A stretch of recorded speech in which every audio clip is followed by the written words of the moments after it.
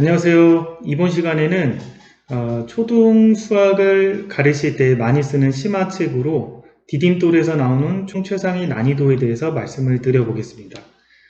제가 이제 자녀들이나 학생들을 지도를 해볼 때 물론 이제 초등학교 1학년하고 2학년은 지도를 안 해봤기 때문에 제 자녀들도 이제 수학을 가르쳐 보지 않았기 때문에 초등학교 3학년부터 이제 학생들도 한번 지도를 해봤고 자녀들도 한번 지도를 해봤어요.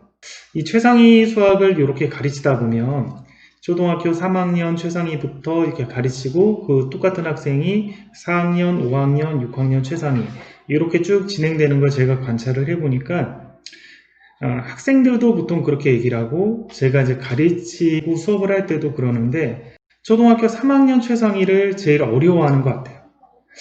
그러니까 그 이유가 이제 보통 초등학교 1학년, 2학년까지는 수학을 거의 이제 많이 집중적으로 안 하다가 초등학교 3학년부터 수학을 처음 시작을 하면서 최상위 수학을 접하다 보니까 학생들이 어려워하는 것도 있고, 그리고 특히 초등학교 3학년 최상위 같은 경우는 이 초등학교 3학년들이 배운 어떤 수학의 기본적인 내용들로 풀기 어려운 구조들, 약간 5학년이나 6학년 혹은 중학교 1학년 때의 테크닉들이 어느 정도 있어야 풀 수 있는 구조들 있잖아요. 주로 방정식 문제, 그랬을 때 뭐 이항을 해서 생각을 한다라든지 그런 것들이 아직 익숙하지 않은 학생들한테 그런 내용들이 많이 있다 보니까 특히 3학년 학생들이 많이 어려워하는 것 같습니다.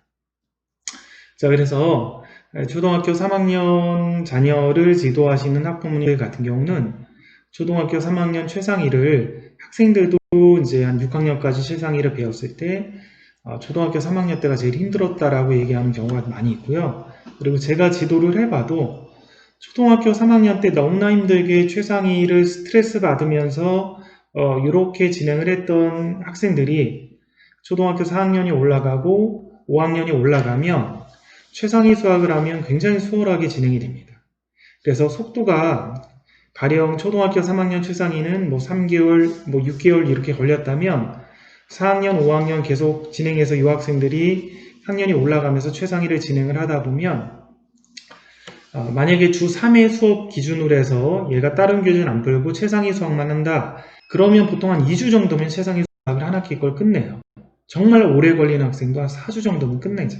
똑같이 최상위를 이렇게 진행을 해왔을 때 이 학생들이 한 5학년 최상위, 뭐 6학년, 4학년 최상위가 되면 점점 속도가 빨라지는 거죠. 익숙해지고 그러다 보니까.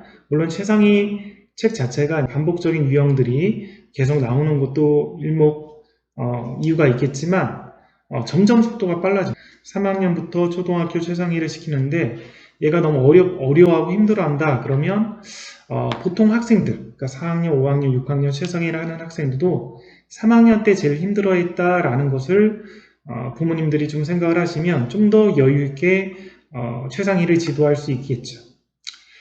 최상위를 지도할 때 많이 시간이 오래 걸리고 많이 힘들다면 방법 중에 하나는 이제 디딤돌 기본, 응용, 최상위 S, 최상위 이렇게 가는 방법도 있고 한 4권까지 가는 게 좀 힘들다 그러면 최상위 말고 디딤돌 기본, 응용, 최상위 S 이 정도로 가는 것도 괜찮겠죠. 그러니까 그런 방법들을 시작을 하는 것도 괜찮고 나는 그래도 좀 오래 가더라도 좀 끈기 있게 좀 시간이 한 6개월 이상 가더라도 끈기 있게 최상위를 진행을 하겠다라고 하면 2권 구조로 가면서 끈기 있게 힌트 주면서 같이 가는 경우도 괜찮겠죠.